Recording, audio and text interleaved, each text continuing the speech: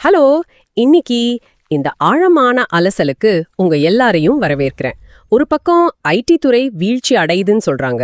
ஆனா இன்னொரு பக்கம் சில கம்பெனிகள் சத்தமில்லாம பெரிய லாபம் பார்த்துட்டு இருக்காங்க. ஆமா, மார்க்கெட்டை மேலோட்டமா பார்த்தா ஒரு பெரிய குழப்பமா தான் தெரியும். ஆனா டேட்டாவை சரியா பார்த்தா அந்த குழப்பம் கிளியர் ஆயிடும். கரெக்ட். அதனால தான் இன்னைக்கு நாம 7 முக்கியமான இந்தியன் ஸ்டாக்ஸோட ஃபண்டமெண்டல்ஸ் அப்புறம் அதோட செக்டோரல் இன்சைட்ஸை பத்தி ரொம்ப டீடைல்டா பார்க்க போறோம். கண்டிப்பா. எந்த செக்டார் வளருது, எதுல ரிஸ்க் இருக்குன்னு ஃபண்டமெண்டல்ஸ் வழியா பார்க்கிறது ரொம்ப யூஸ்ஃபுல்லா இருக்கும். டாபிக் குள்ள போறதுக்கு முன்னாடி உங்ககிட்ட ஒரு சின்ன வேண்டுகோள். எங்க முயற்சியை ஊக்குவிக்க இந்த வீடியோவை லைக் பண்ணுங்க, மறக்காம சப்ஸ்கிரைப் பண்ணுங்க.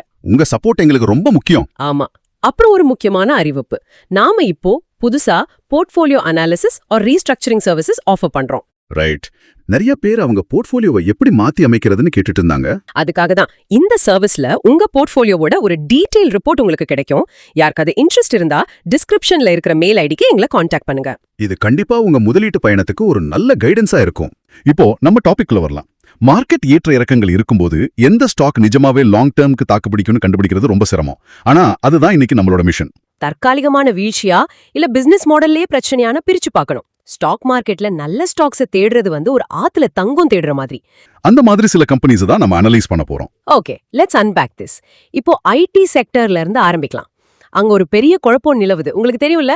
ஐடி செக்டார்ல நடக்கிற அந்த அண்டர்லைங் ஷிஃப்ட், குறிப்பா நியூஜென் சாஃப்ட்வேர் டெக்னாலஜிஸ் மற்றும் டாடா டெக்னாலஜிஸை ஒப்பிட்டு பார்த்தா இது ரொம்ப தெளிவா உங்களுக்கு புரியும். ஆமா, ரெண்டுமே டெக் ஸ்பேஸ்ல தான் இருக்கு. நியூஜென் சாஃப்ட்வேரை எடுத்துப்போம். இவங்க ப்ராசஸ் ஆட்டோமேஷன் அப்புறம் ஏஐ சொல்யூஷன்ஸ் பண்றாங்க. மார்க்கெட் கேப் பாத்தீங்கன்னா வெறும் 6543 கோடிகள் தான். Correct. And current price around 460 ரூபாயில இருக்கு. ஆனா ஒரு முக்கியமான விஷயம் என்னன்னா, இவங்களோட ஸ்டாக் அதோட ரீசெண்ட் ஹைல இருந்து ஆல்மோஸ்ட் 50% டவுன் ஆயிருக்கு. ப்ராடர் ஐடி செக்டார் அடி வாங்கினதுனால இவங்களும் விழுந்துட்டாங்கன்னு நாம ஈஸியா சொல்லிட்டு போயிடலாம். ஆனா அது மட்டுமா காரணம்? கண்டிப்பா கிடையாது.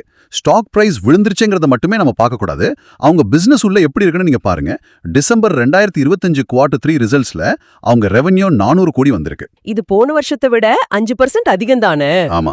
ஆனா இதுல கவனிக்க வேண்டிய கோர் மெட்ரிக் என்னன்னா, அவங்களோட ஆன்யூட்டி மற்றும் சப்ஸ்கிரிப்ஷன் growth 29% ஏறி இருக்கு. குறிப்பா சாஸ் growth 48% ஜம்ப் ஆயிருக்கு. கொஞ்சம் இருங்க. இந்த 48% சாஸ் growth நாம சாதாரணமா கடந்து போக முடியாது. ஏன்னா சாஸ்னா ஒரு சாஃப்ட்வேரை வித்துட்டு போறது கிடையாது, அத வாடகைக்கு விடுற மாதிரி. எக்ஸாக்ட்லி. மாதம் ஒரு ரெக்கரிங் இன்கம் உங்களுக்கு வந்துகிட்டே இருக்கும். அண்ட் ஷேர் ஹோல்டிங் பேட்டர்னை பார்த்தா ப்ரமோட்டர் 53.52% வச்சிருக்காங்க.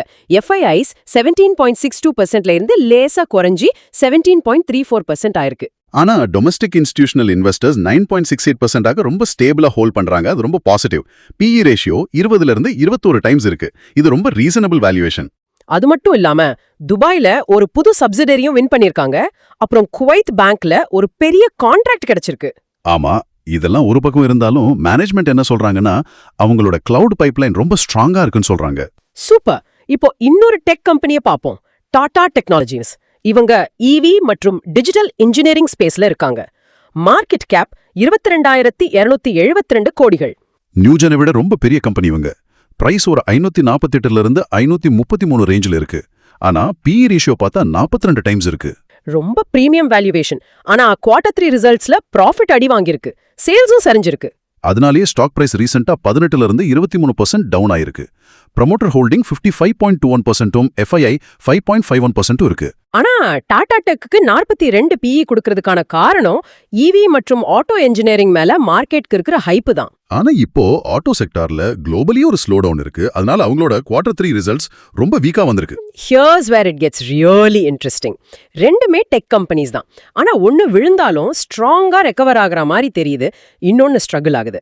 இது ஏன்னு பார்த்தா அந்த பிசினஸ் மாடல் தான் காரணம். நியூஜனோட சாஸ் மாடல் எப்படி ஒர்க் ஆகுதுன்னு நீங்க முன்னாடியே சொன்னீங்க. ஆமா, அது ஒரு நெட்ஃபிளிக்ஸ் சப்ஸ்கிரிப்ஷன் மாதிரி இல்லையா? ஒரு தடவை கஸ்டமர் உள்ள வந்துட்டா மாதம் அவங்களுக்கு ரெக்கரிங் ரெவென்யூ வந்துகிட்டே இருக்கும். அது ஒரு கன்ஃபார்ம்டான cash flow.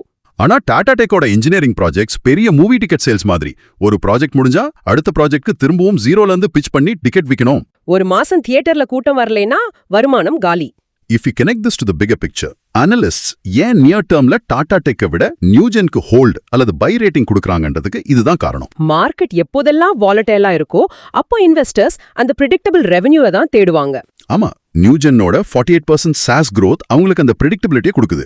Tata tech, auto டெக்ல long டேர்ம்க்கு நல்ல பொட்டன்ஷியல் இருக்கு. ஆனா நியர் டேர்ம்ல அந்த ஒன் ஆஃப் ப்ராஜெக்ட் மாடல்னால அவங்க தவிக்கிறாங்க. ரைட். இப்போ டெக்ல பிசினஸ் மாடல் எவ்ளோ முக்கியம்னு பார்த்தோம். ஆனா ட்ரெடிஷனல் மேனுஃபேக்சரிங்ல, குறிப்பா டெக்ஸ்டைல்ல இந்த பிரெடிக்டபிலிட்டியை எப்படி கொண்டு வராங்க? அதை புரிஞ்சுக்க நாம கேபிஆர் மில்ல கவனிக்கணும். கேபிஆர் மில் ஒரு டெக்ஸ்டைல் கம்பெனி. மார்க்கெட் கேப் சுமார் 28,663 கோடிகள்.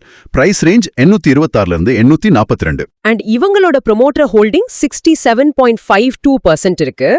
கேபிஆர் மில்ல நாம சாதாரண துணி தைக்கிற கம்பெனின்னு சொல்லிட முடியாது. கண்டிப்பா முடியாது.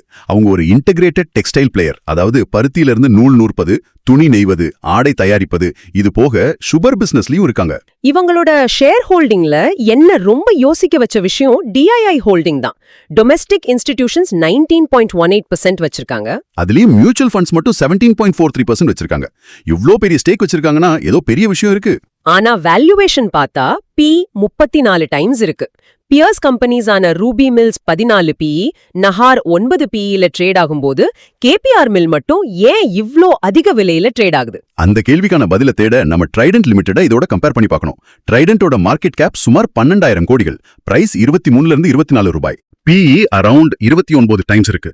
ப்ரொமோட்டர் ஹோல்டிங் 73.68% ரொம்ப ஹையா இருந்தாலும் அவங்களோட Q3 ரெவென்யூ 6% டவுனா இருக்கு. ஆமா, கடந்த 6 மாசத்துல ஸ்டாக் 21% விழுந்துருச்சு. காரணம் ரா மெட்டீரியல் காஸ்ட் அதிகரிச்சது மற்றும் டிமாண்ட் குறைஞ்சதுதான். Exactly. So what does this all mean? Textile மாதிரி ஒரு கேபிட்டல் இன்டென்சிவ் செக்டார்ல கேபிஆர் மில்க் மட்டும் ஏன் 34 PE கொடுக்கணும்? ட்ரைடன்ட்டும் துணி தான் தயார் பண்றாங்க, கேபிஆரும் துணி தான் தயார் பண்றாங்க. அப்புறம் என்ன வித்தியாசம்? வித்தியாசம் அவங்களோட இன்டகிரேட்டட் மாடல்ல தான் இருக்கு. வெளியில இருந்து நூலை வாங்கி துணி தைக்கிறவங்களுக்கு பஞ்சு விலை ஏறினா லாபம் அடி வாங்கும். ரைட். ஆனா கேபிஆர் மில் மொத்த சப்ளை செயினையும் அவங்க கண்ட்ரோல்ல வச்சிருக்காங்க. ஆமா, இதனால அவங்களோட மார்ஜின்ஸ் ப்ரொடெக்ட் ஆகுது. அவங்களோட ROE மற்றும் ROCE 16% இருந்து 21% வரைக்கும் கன்சிஸ்டன்டா ஸ்ட்ராங்கா இருக்கிறதுக்கு இதுதான் காரணம். ட்ரைடன்ட்டால காஸ்ட் பிரஷர்ஸை சமாளிக்க முடியல. ஆனா கேபிஆர் அவங்களோட ஆபரேஷனல் எஃபிஷியன்சினால தாக்கு பிடிக்கிறாங்க. இந்த மோட்டுக்காக தான் மார்க்கெட் அவங்களுக்கு பிரீமியம் வேல்யூவேஷன் கொடுக்குது. பர்ஃபெக்ட். புரிஞ்சது. சப்ளை செயினை கண்ட்ரோல் பண்றதுனால வரக்கூடிய லாபம் அது. சரி, இப்போ டெக்ஸ்டைல்ஸ்ல இருந்து கொஞ்சம் வெளியே வருவோம். மார்க்கெட்ல அதிகமா கவனிக்கப்படாத ஆனா சத்தமே இல்லாம வளர்ந்துட்டு இருக்கிற ஒரு ஆட்டோ ஆன்சிலரி கம்பெனி பத்தி பேசலாம். அப்புறம் அடிபட்டு கிடக்கிற ஒரு டிராவல் கம்பெனி. இது ரெண்டையும் நாம கம்பேர் பண்ணி பார்க்கலாம். சூப்பர். First, பேங்கோ products India. இவங்க மெயின்லி கேஸ்கெட்ஸ் மற்றும் ரேடியேட்டர்ஸை தயார் செய்றாங்க. மார்க்கெட் கேப் 8,249 கோடிகள். பிரைஸ் 574 ரேஞ்சில இருக்கு. பேங்கோ ப்ராடக்ட்ஸோட ஃபினான்ஷியல்ஸ் ரொம்ப சுவாரஸ்யமானது. PE வெறும் 17 டைம்ஸ் தான். கடந்த 5 வருஷத்துல 38.9% CAGR ப்ராஃபிட் growth கொடுத்திருக்காங்க. Promoter holding 67.88%. இதுல என்ன நிஜமாவே ஆச்சரியப்படுத்தின விஷயம் அவங்களோட டிவிடெண்ட் தான். ஆமா, சமீபத்துல 550% டிவிடெண்ட் கொடுத்திருக்காங்க. High ROI, zero pledging, solid dividend yield. Car radiator எப்படியும் பழுதாகும், மாத்தி தான் ஆகணும். சோ டிமாண்ட் எப்பவுமே இருந்துகிட்டே இருக்கும். இன்னொரு பக்கம் தாமஸ் குக் இந்தியா. இவங்க டிராவல் அண்ட் டூரிசம் ஸ்பேஸ்ல இருக்காங்க. மார்க்கெட் கேப் 4,100 கோடிகள். பிரைஸ் 88 இருந்து 95 ரேஞ்சில் இருக்கு. PE 16 times. ஆனா தாமஸ் குக் ஸ்டாக் கடந்த 6 மாதங்களில் 45% டவுன் ஆகியிருக்கு. ஜியோ பொலிட்டிக்கல் இஷ்யூஸ், டிராவல் ஹெட்வின்ஸ் இதெல்லாம் பெரிய காரணம். இருந்தாலும் Q3 இன்கம் 5% அப்பா இருக்கு. ரீட்டைல் அண்ட் எஜுகேஷன் செக்டார் ஸ்ட்ராங்கா இருக்கு. ப்ரொமோட்டர்ஸ் 63.83% வச்சிருக்காங்க. FII பார்ட்டிசிபேஷன் 5.32%ல இருந்து 7.28%ஆ ஏறி இருக்கு. டிராவல் செக்டார் எப்பவுமே ஒரு பயத்தை கொடுக்கும். எங்கேயாவது போர் வந்தா இல்ல விசா ரூல்ஸ் மாறுனா தாமஸ் குக் மாதிரி கம்பெனிகள் அடி வாங்கும். ரீசெண்டா 45% விழுந்ததுக்கு அதுவும் ஒரு முக்கியமான காரணம் தான். ஆனா பேங்கோ ப்ராடக்ட்ஸ் போல ரேடியேட்டர் தயார் செய்யும் பிசினஸ் ஒரு சேஃப் பெட் இல்லையா? உலகத்துல என்ன நடந்தாலும் வண்டிகள் ஓடிட்டு தான் இருக்கும். This raises an important question. நீங்க இன்வெஸ்ட்மெண்ட்டை எந்த பார்வையில அணுகுறீங்க அப்படிங்கிறது தான் இங்க விஷயம். பேங்கோ ப்ராடக்ட்ஸ் ஒரு கிளியரான வேல்யூ growth ஸ்டோரி. வேல்யூவேஷன் சீப்பா இருக்கு, ப்ராஃபிட் வளருது, டிவிடெண்ட் வருது. கரெக்ட். உங்க கேபிட்டல் ப்ரொடெக்ட் ஆகணும், கன்சிஸ்டன்டா வளரணும்னா இது ஒரு நல்ல சாய்ஸ். ஆனா தாமஸ் குக் ஒரு ரெக்கவரி பெட். அது அதிக ரிஸ்க் உள்ள பெட் தான். ஆனா டிராவல் சென்டிமெண்ட் திரும்ப மாறும்போது அதோட growth ரொம்ப ஃபாஸ்டா இருக்கும்ல? ஆமா, அனலிஸ்ட் இது ஒரு டர்ன் அரவுண்ட் ஸ்டோரியா பாக்குறாங்க. சோ உங்க போர்ட்ஃபோலியோக்கு எது தேவைங்கிறது நீங்க தான் முடிவு பண்ணணும். Value growth versus recovery bet. இப்போ தனித்தனி செக்டார்ஸை தாண்டி மொத்த ஸ்டாக் மார்க்கெட்டோட ஈகோசிஸ்டம்ல லாபம் பார்க்குற ஒரு கம்பெனியை பத்தி பேசுவோம். சிடிஎஸ்எல் பத்தி சொல்றீங்க, central depository services India limited. Exactly. Market cap சுமார் 25,784 கோடிகள், பிரைஸ் அரவுண்ட் 1,234 ரூபாய். ப்ரொமோட்டர் ஹோல்டிங் 15% இருக்கு. இது மெயின்லி பிஎஸ்சி ஹோல்ட் பண்றது. எஃப்ஐஐ 12.39% ஏறி இருக்கு. டிஐஐ 15% ஸ்ட்ராங்கா வச்சிருக்காங்க. வித்தாலும் சரி, அது ஸ்டோர் ஆகுறது இவங்க கிட்ட தான். ஒவ்வொரு டிரான்சாக்ஷனுக்கும் இவங்களுக்கு ஒரு சின்ன பீஸ் போகும். ஆனா இவங்களோட பி ரேஷியோ அரௌண்ட் 54 டைம்ஸ் இருக்கு. இது ரொம்ப ஹையான பிரீமியம். ஆமா, இது அந்த காலத்துல தங்க வெட்டுறவங்களுக்கு மண் வெட்டி விக்கிற மாதிரி பிசினஸ். மார்க்கெட் மேல போனாலும் கீழே போனாலும் ட்ரேடிங் நடந்துகிட்டே இருக்கும், இவங்களுக்கு காசு வரும். ஆனா சமீபத்திய Q3 ரிசல்ட்ஸ்ல ப்ராஃபிட் growth ஸ்லோவா இருக்கு, மார்ஜின்ஸ் கான்ட்ராக்ட் ஆயிருக்கு. ஏர்னிங்ஸ் மிஸ் ஆனதுனால ஸ்டாக் ரொம்ப வாலடைலா இருக்கு. growth குறையும் போது 54 PE கொடுக்கறது மிகப்பெரிய ஆபத்து இல்லையா? மோனோபோலியா இருந்தாலும் ஒரு சின்ன மார்ஜின் டிராப்புக்கே ஸ்டாக் இவ்ளோ ஆடுது.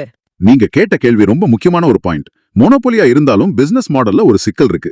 சிடிஎஸ்எல்க்கு ஃபிக்ஸ்ட் காஸ்ட் அதிகம். அவங்க டெக்னாலஜி மற்றும் இன்ஃப்ராஸ்ட்ரக்சருக்கு செலவு பண்ணி தான் ஆகணும். கரெக்ட்.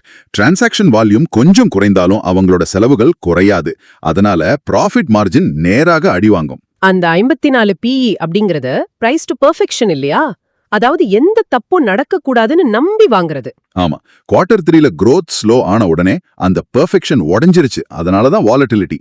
கரண்ட் வேல்யூவேஷன் பிரஷரை வாட்ச் பண்ணணும்னு அனலிஸ்ட் சொல்றதுக்கு இதுதான் காரணம்.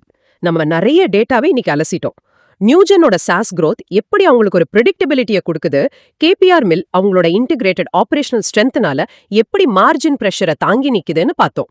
அதே மாதிரி பேங்கோ ப்ராடக்ட்ஸ் ஒரு வேல்யூ ஸ்டாக்காகவும் சிடிஎஸ்எல் ஒரு மோனோபோலி மோட்டாகவும் எப்படி செயல்படுதுன்னு நாம டிஸ்கஸ் பண்ணோம். டாடா டெக் மற்றும் ட்ரைடன்ட் நியர் டர்ம் பிரஷர்ல இருக்காங்க அண்ட் தாமஸ் குக் ஒரு ரெக்கவரி பெட்.